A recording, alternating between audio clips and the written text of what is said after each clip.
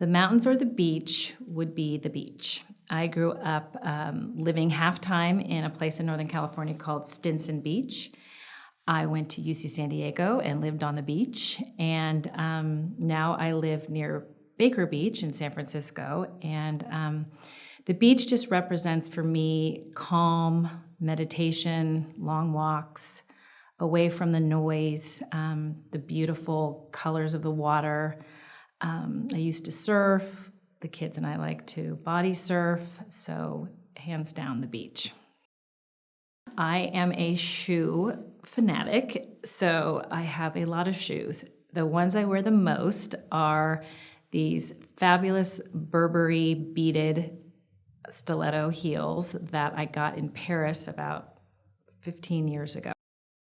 What brings me the greatest joy are my two boys, Parker and Spencer.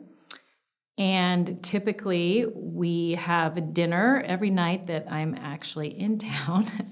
We do Taco Tuesday, and that is usually our favorite. We have dinner, and the two of them have the most amazing sense of humor. And just sitting, having a great meal, and laughing, and just being together is what brings me the most joy.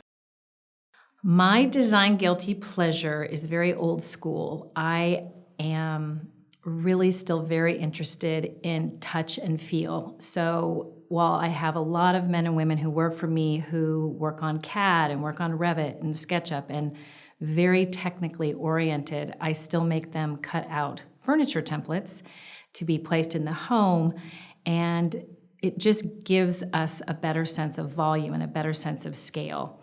I also like to hand draw and touch and feel materials and real magazines. And so I do a lot less online myself, although I do appreciate and respect that we need to be more in this technical world that we're in. But I just love the old school ideas that you have to work with your hands. The most outrageous piece of home decor that I've ever owned and still own is a disco ball. However, it's not your typical disco ball. It's got brass and aluminum and glass, and it's shaped more like a sphere than it is a round ball. It is something that people don't really know about me. The tackiest thing I've ever owned was a bottle opener that I bought in Tijuana on spring break from college at UC San Diego. And it was an alabaster swordfish whose mouth would take the cap off the bottle. The colors that I'm most drawn to in design are blue and lavender/purple. Blue because it is so prominent in the outdoors, and coming from California and doing a lot of design in California and even in the mountains, the blue sky, the ocean, the bay. It's just such a variety of what you can get from blue. And then the purple and the lavenders, just the connotations of what it represents. And also it's just very luxurious, and I find that it looks so great on heavier velvets and even in silk, and I just think the color just pops.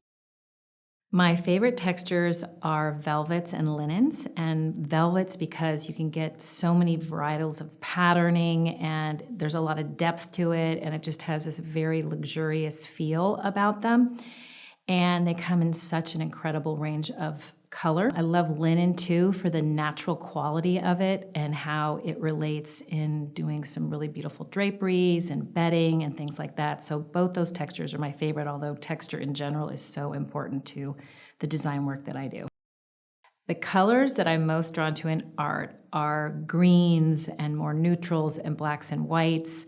It depends on the subject matter, but I find that I like it to be a little bit more of a backdrop to the brighter colors that I choose in my design work, but I tend to go for more of the greens and the yellows and things like that in the artwork that I choose. My guilty pleasure is singing alone in the car, in a shower, in my closet with the door closed to get away from all the rest of the noise.